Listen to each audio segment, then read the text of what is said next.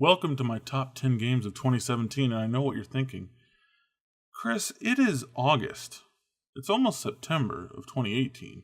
Well, you might remember I didn't make videos for almost a year or a little over a year, so I kind of missed out on my opportunity to do this. So, I'm going to do my top 10 games of 2017. Now, a few rules. First off, I had to have played it for it to be in this list. You can probably tell some of the games I give massive scores are games I've never played at all. And that's kind of the point of those, is that I can review whatever I want, whenever I want. But, for this top 10 list, all 10 of these games I played. But that also means games I didn't play last year can't make the list. So, Sonic Mania, Nier Automata, Persona 5, some other ones I can't think of right now. If I didn't play, you don't even get a chance to be on this list. So I'm sorry, that's just the way it is. Number 10, Cuphead. Cuphead was a fantastic game, great graphics, tight gameplay, really hard. I don't think it's unfair, I was just bad at it, so I never actually beat it. But man, every minute of it that I played, I enjoyed. Either I was enjoying what I was seeing, what I was hearing, or what I was fighting. And the way I was playing, it's just a really, really solid game. Number 9, Uncharted: The Lost Legacy. The Uncharted series, bunch of really great games. I think this is the second worst out of the 5. But they're all 5 really good games. The worst, to me, no question, is the Vita game. I don't even remember what that was called. Golden Abyss, I think? Golden Abyss was the worst Uncharted. Because it was, touch screen, the back touch thing, way too much. That ruined that Uncharted experience for me. This game, really, really good. Felt sort of like a shorter Uncharted experience without the main characters. But the gameplay was still there. There were a lot of good puzzles still. Really, really good. So that's why it's number 9. Number 8 is Ghost Recon Wildlands. I loved Ghost Recon Wildlands. I played the crap out of Ghost Recon Wildlands. I played it some co-op with a friend. I played it some alone. But it was just a really solid, third-person, open world, missions, finding collectibles, all that stuff. Really, really fun. I would have gotten the Platinum Trophy, but there were some trophies that were glitched even a year after it came out. Super glitched, super messed up, but I still really enjoyed Ghost Recon Wildlands. Number 7, South Park: The Fractured But Whole. I'm really surprised this wasn't talked about more, not really in Game of the Year discussions, because it's not quite a number 1 or 2 or 3 even. But it was a really solid game. I really enjoyed it. The writing was just as funny as Stick of Truth. I liked the gameplay better than what was in Stick of Truth. The tactical RPG angle of it I thought was really, really cool. Played it all the way through. It's one of those games, I spent too much time every day that I played it, so I beat it in 5 or 6 days, I think, from whenever I got it. Super good game. If you skipped it for some reason, or you liked Stick of Truth, but didn't like that this one was different, I think it's different in a good way. It's better than Stick of Truth. Number 6 is Cosmic Star Heroine. Cosmic Star Heroine was fantastic. If you missed it for some reason, it just came out on the Switch, you should get it. It's really, really good. It's this, a lot of people reference Chrono Trigger, and they're right to. There's definitely echoes of Chrono Trigger in this game. And even though a lot of it is, retro styled, it looks like it could have been a Super Nintendo game, all this stuff. To me, it doesn't just feel like it's playing on nostalgia. It feels like this game could have been made in the 90s and then just put in a vault until last year and then released for everybody. That's how good this game is. And how unique it is. And how it doesn't feel like I'm just playing some developer's version of Chrono Trigger or something like that, or Phantasy Star. It's nothing like that. It's its own game. It's a mesh of different things, like most RPGs are. It's really, really good. Highly recommend it. It's even got, the secret bosses and hidden chests to find special items and stuff. Like it's really really good. Highly recommend it. Number 5, Horizon Zero Dawn. Chris, how could you put this at number 5? Because this was like number 1 on a lot of people's lists, especially like if you didn't play Nintendo games at all.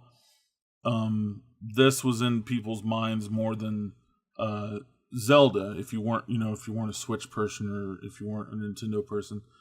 And Horizon Zero Dawn was really good. I got the Platinum Trophy. I did everything. And I enjoyed every minute of it. I never went back to the DLC because I don't like going back to a game, 9 or 10 months after it comes out and having to get used to it. And if I remember right, I think the DLC story happens like in the middle of the game instead of after the end. So I don't even see what the point of playing that is. Anyway, the point is, it's a fantastic game. Very little wrong with it. It can get repetitive because, once you've fought enough things, you're kind of at the point where you're just going to keep doing that in different environments. But that's not a bad thing whenever the combat's enjoyable and when you have, such a varied list of different kinds of weapons and stuff. Super good game. Highly recommend it if you missed it for some reason. I'm going to say highly recommend it for every game on this list. I mean, it's the top 10 games I played last year. Number 4, Mario plus Rabbids Kingdom Battle. This game was one that when it leaked months before it was announced, I think it was Laura Kate Dale on Twitter talked about it, and everybody said she was a liar and there's no way this could be a real game. I remember thinking, because she'd leaked stuff before and it was believable, so whatever. But all I could think was, I don't want this. I hate the Rabbids. The Rabbids are terrible. Why would I want to play a game with Mario and Rabbids? Love Mario. Not enough to put up with Rabbids. Then at E3, they showed gameplay. They showed the little cinematic trailer. And immediately I was like, I have to play this.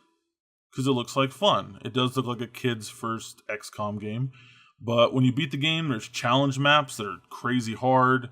It's not just like a baby's first tactical RPG all the way through. Like there's depth and difficulty to it whenever you get further in the game, especially like I said with those challenge maps.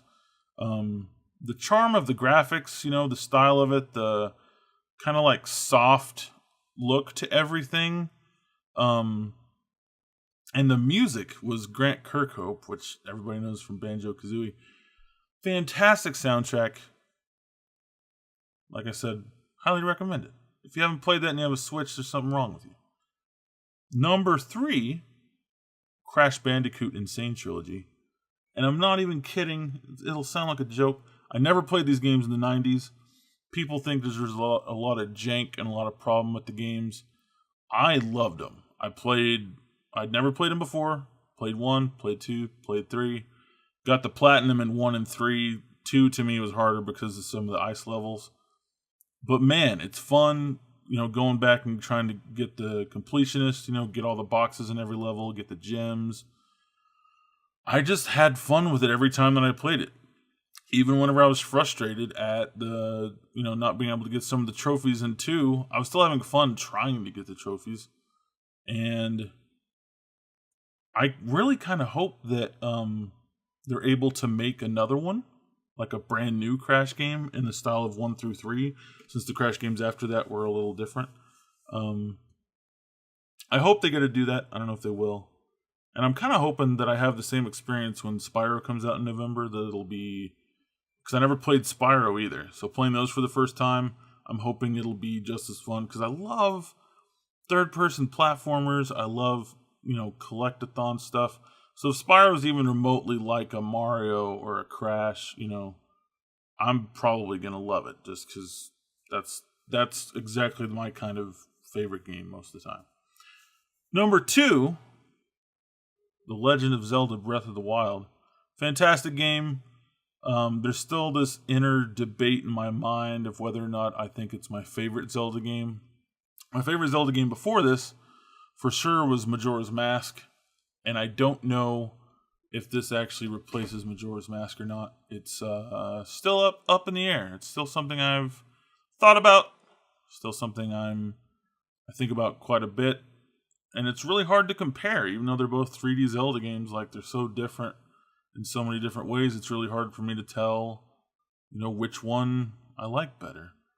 Right now, though, I think it's still Majora's Mask, but maybe after some time passes, I'll change my mind. And number 1, PlayerUnknown's Battle. Why was this even on lists last year? Look, I've played PUBG. It's fun. It's a nice, way to kill 20 or 30 minutes, depending on how long you might last in the match. It's fine. But, the idea that it was on Game of the Year list last year, when there's so much wrong with it. It didn't come out officially out of beta until December.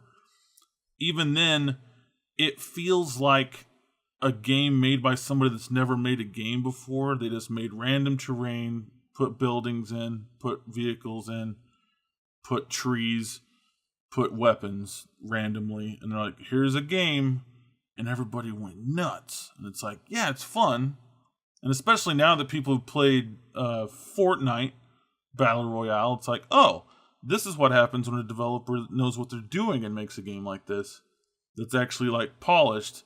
Even though it's still in beta, it's better and a more full experience than what you get in PUBG. Anyway, the point is, why? Why was that on anybody's list? It's not on my list. If I made a list that went, past 10, it might be in the 50s, maybe the 40s, if I'm being generous. I don't get it. Anyway, the real number 1 game of 2017, Super Mario Odyssey. I think Super Mario Odyssey was robbed in almost every poll and website and competition. It ended up being between Zelda and Mario, and sometimes Horizon Zero Dawn would be in that discussion, and then Zelda would win everything. And I'm like, to me, Zelda, when you compare Zelda and Mario, Zelda had a lot more problems than Mario did. Zelda had, this big world that's mostly empty, which is, it depends on what kind of player you are, whether that's a good thing. Zelda had freaking weapons that broke after swinging them 3 times, which was never fun. You never got to get attached to a sword, and even the Master Sword wore off. God, that was so annoying. But people forget about that whenever they look back for some reason. But Mario, I can't name anything that happened in Super Mario Odyssey that bugged me or that I thought was broken or should have been improved on or anything like that. I got every moon. I didn't ever feel like a moon was unfair. To me, Mario Odyssey is just the better game. And yeah, it's weird to say that it's better because it doesn't have as many problems as something else. But when that was the discussion last year, that Breath of the Wild was better than Mario Odyssey, I was like, how? Love them both. Might be my favorite Zelda. Mario Odyssey's better. Sorry, but Mario Odyssey's better. And while we're here, Mario Sunshine's better than Mario 64. So just go ahead and remember that. And if you're mad, leave a comment. So, thank you for watching this video. I know it probably sounded like a lot more improv than other videos, and that's because it totally was. I just made the list and then made a video. But I want to say thank you for watching. I've been back making videos for a month now. Last Friday, whenever I was sick and didn't make a video, that would have been the 1 month anniversary of me making videos again. So I just want to thank everybody for watching these things. If there's a video topic you want me to tackle in MassiveCORE going forward, let me know. I'm usually just kind of paying attention to what the news is and picking a topic that I actually feel like I have an opinion about, and that's what I'll talk about. But maybe you'll point out something that I don't know about, or that you'll want to hear my opinion about, and if I have something to say, I'll probably make a video about it. So, thank you for watching, and we'll see you in the next video.